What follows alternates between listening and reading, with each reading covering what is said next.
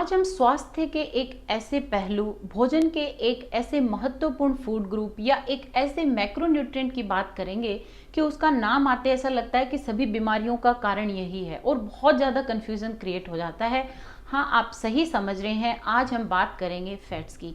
नमस्कार, Ayurveda free health insurance में आप सभी का स्वागत है। आयुर्वेद में फैट्स को स्नेह नाम से कहा गया है। स्नेह का शाब्दिक अर्थ होता है प्रेम या तेल आदि जितने भी चिकने पदार्थ होते हैं ये सभी स्नेह के अंतर्गत आते हैं।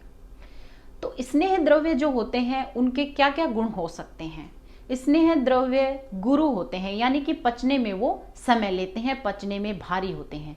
शीत होते हैं, शरीर में आनंद उत्पन्न करते हैं, शरीर में जो दाह है उसको शांत करते हैं। सर होते हैं, यानी कि उनमें फैलने का, प्रसरणशील का गुण होता है, तो पूरे शरीर में फैल के अपना कार्य करते हैं। मृदु होते हैं, शरीर में मृदुता लाते हैं, यानी कि कोमलता लाते हैं। स्निग्ध होते हैं, शरीर में चिकनाई लाते हैं। मंद होते हैं, यानी कि स्लो एक्टिव, धीरे कार्य करते हैं, यानी कि दोष, धातु, मल जितने भी हैं उनके संपर्क में अधिक समय तक रहते हैं और स्लो एक्टिव होते हैं, स्लोली कार्य करते हैं।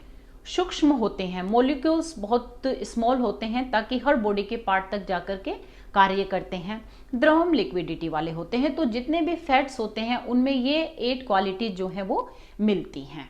अब सोर्स ऑफ फैट या इस स्नेह की योनि 2 प्रकार की हो सकती है। या तो स्थावर योनि यानी कि वेजिटेबल ओरिजिन से होता है, तो जितने भी ऑयल्स हैं चाहे वो सीड से, फ्रूट से, बार्क से, किसी भी से भी मिले, वो सब वेजिटेबल ओरिजिन के अंतर्गत आते हैं।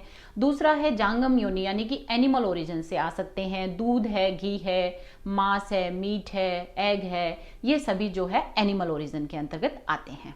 अब इतने सारे स्नेह हैं, इतने सारे फैट्स हैं, तो इनसे हम कंफ्यूज नहीं हो, तो आयुर्वेद में आचार्यों ने विशेष रूप से 4 प्रकार के जो स्नेह हैं उनको उत्तम बताया है। घृत, तेल, वसा और मज्जा। इनमें भी क्रम से जो है घृत सबसे सर्वश्रेष्ठ बताया, फिर तेल, फिर वसा और फिर मज्जा। अब ये अलग अलग रोगों में क्या क्या कार्य करते हैं। घृत अलग रोगों में कार्य करती है, जैसे वात और पित्त जन्य जितने भी विकार हैं उनमें घृत बहुत अच्छा कार्य करता है, इम्यूनिटी को बढ़ाता है, रस और शुक्र धातु को बढ़ाता है। इसी तरह से जो तेल है वो वात विकारों में बहुत अच्छा बताया गया है, कफ धातु को नहीं बढ़ाता है, त्वचा के लिए बहुत अच्छा बताया गया है। इसी प्रकार वसा के गुण बताए हैं कि यदि आपको कोई विशेष रूप से चोट लग गई है, फ्रैक्चर हो गए या बहुत अधिक ज़्यादा आप एक्सरसाइज या व्यायाम करते हैं, बॉडी में बहुत एनर्जी की जरूरत है, तो वसा का सेवन किया जा सकता है। इसी तरह से मज्जा का है, जिनको विशेष रूप से अगर अस्थियों को बल देना है, सभी धातुएं क्षीण हो गई हैं और तुरंत उनमें स्नेहन कराना हो, तो मज्जा का प्रयोग किया जाता है। तो कहने का मतलब ये है कि सभी स्नेह सभी के लिए सभी टाइम में जो है अच्छे नहीं होते हैं। तो उसके लिए देखिए आचार्य ने क्या बताया है कि हमें जो भी स्नेह है उसकी एक प्रयोग विधि है। वह प्रयोग विधि क्या है? उसकी मात्रा, भूमि, देह, काल, हमारे शरीर का दोष है, इन सबको देख करके और युक्ति पूर्वक हमको इसको प्रयोग करना चाहिए। अब ये सब कहने के पीछे क्या तात्पर्य है? जैसे मैंने कहा, घी इन सभी स्नेहों में श्रेष्ठ है, पर देखिए अगर किसी में वात दोष अधिक बढ़ा हुआ है तो उसी घी का सेवन अगर आप नमक के साथ करते हैं तो बहुत अधिक फायदेमंद होता है। यदि पित्त दोष बढ़ा हुआ है तो आपको सिंपल घी का सेवन करना है।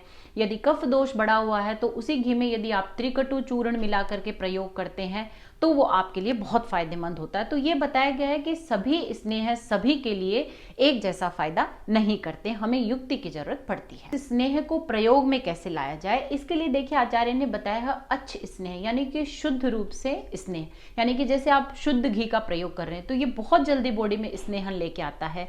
विशेष रूप से जितने भी फैट सोल्यूबल विटामिन हैं उनकी पूर्ति के लिए बहुत अच्छा बताया गया है।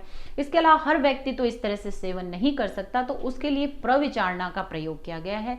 24 प्रकार की प्रविचारणाएं स्नेह प्रयोग के लिए बताई गई हैं, यानी कि आप भोज्य पदार्थों के साथ उसको ले सकते हैं। जैसे आपने चावल बनाए, चावल में आप स्नेह डाल के खा सकते हैं, रोटी पे लगा के खा सकते हैं, खिचड़ी के साथ खा सकते हैं। इसके अलावा जो भी भोजन में आप ले सकते हैं उसका प्रयोग किया जा सकता है। आयुर्वेद में जो कर्म बताए गए हैं जैसे बस्ती है, अभ्यंग या मसाज है, नश्य है, कर्णपूरण है, गंडूष कवल है, इस तरह से दिनचर्या में आचार्य ने स्नेह का प्रयोग जो है वो बताया है। विशेष रूप से आयुर्वेद में स्नेह या फैट के जो बेनिफिट्स हैं वो बताए गए हैं। दीप्त अंतर अग्नि परिशुद्ध कोष्ठ प्रति अग्र धातुर बलवर्ण युक्त दृढ़ेन्द्रियो मंद जरह शतायु स्नेह उपसेवी पुरुषः प्रदिष्टः। मतलब डाइजेस्टिव फायर या जो भोजन पचाने की क्षमता है उसको बढ़ाती है, दीप्त करती है। परिशुद्ध कोष्ठ है यानी कि बाउल मूवमेंट को क्लीन रखती है, हमारा जो इंटेस्टाइन है उसको क्लीन करती है। प्रत्यग्र धातु निर्माण यानी कि एक से बाद एक धातु रस, रक्त, मांस, मेद और जो ऑल द टिश्यूज ऑफ हमारी बॉडी है उनको डेवलप करती है, उनको बहुत अच्छे से नरिश करती है। हमारे जो सेंस ऑर्गन है और जो ऑर्गन ऑफ एक्शंस हैं उनको मजबूती प्रदान करती है।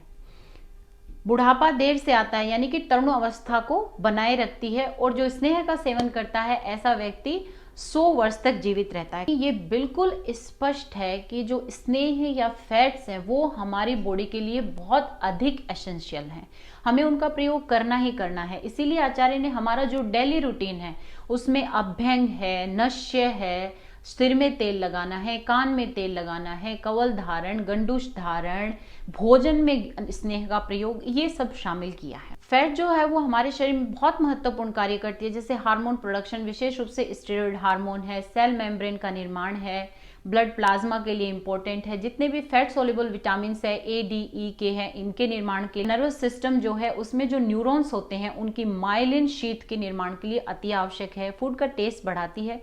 तो फैट्स जो है वो हमारे लिए गुड है, वो बैड नहीं है, बट जो फैट्स का इंप्रेशन है वो टोटली अपोजिट और डिफरेंट है। तो चलिए अभी कोशिश करते हैं ये जानने की जो डेली टर्म हम फैट्स के बारे में सुनते हैं वो क्या हैं और कैसे कार्य करते हैं। फैट्स की बात करते हैं, essential fatty acids, triglyceride, phospholipids, cholesterol, इनका नाम सुनने में आता है।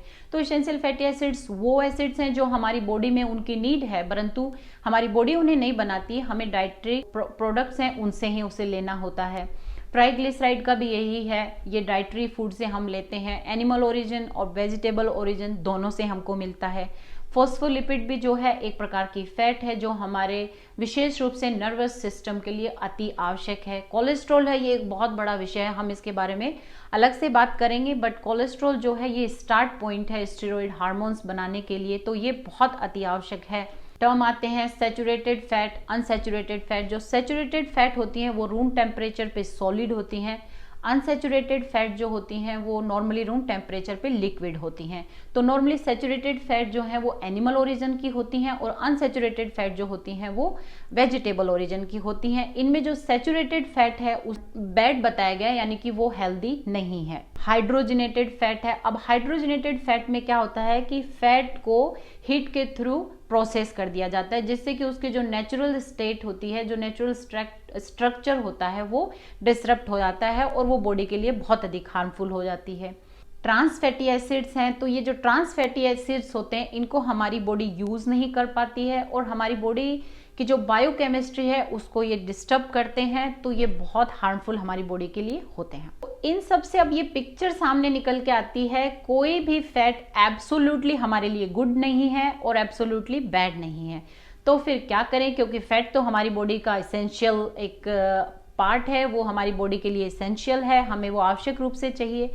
तो इसके लिए हमें क्या करना चाहिए, जो फैट का जो सेवन है या स्नेह का जो सेवन है वो मॉडरेशन अमाउंट में, एक मिनिमल अमाउंट में करना चाहिए ताकि हमारी बॉडी मोस्ट एफिशिएंट वे से उसके साथ डील कर सके और जो भी आवश्यक एलिमेंट्स हमको फैट से चाहिए वो हमारी बॉडी हमें प्रदान कर सके। तो कुल मिला के जो बात समझ आती है वो ये है, फैट या स्नेह हमारी बॉडी के लिए अति आवश्यक है, बट वो नुकसानदायक कब हो जाते हैं, जब हम अपनी डाइट में 15 से 20% से अधिक मात्रा में फैट का सेवन शुरू कर देते हैं, तब वो विशेष रूप से नुकसान पहुंचाते हैं। तो विशेष रूप से फैट या स्नेह है वो भी हमारी डाइट का एक पार्ट होना चाहिए, वो हमारे स्वास्थ्य का एक अहम पार्ट है जो हमें स्वस्थ रखने में हेल्प करता है।